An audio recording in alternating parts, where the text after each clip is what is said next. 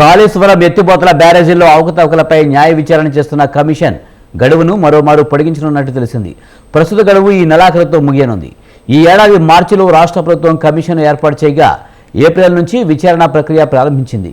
తొలుత విచారణకు 100 రోజుల గడువు ఇచ్చారు. అనంతరం ప్రతి 2 నెలలకోసారి పొడిగిస్తూ వస్తున్నారు.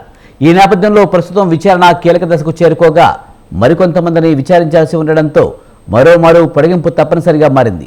ఈ నెలలో క్రిస్మస్ సెలవులు రావడంతో ప్రస్తుతం నిర్వహిస్తున్న విచారణ ప్రక్రియకు ఆటంకం ఏర్పడినట్లు భావిస్తున్నారు.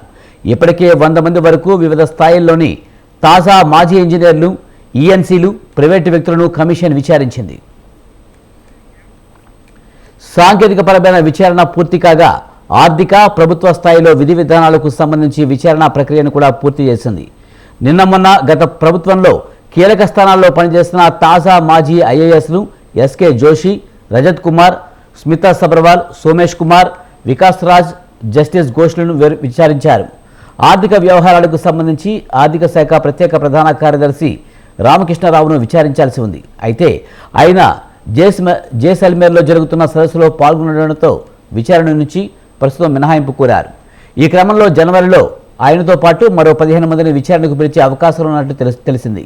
అనంతరం గత ప్రభుత్వంలో కీలక బాధ్యతలు వహించిన ఓ 2 చివరిగా విచారణకు పిలుస్తారని తెలుస్తోంది.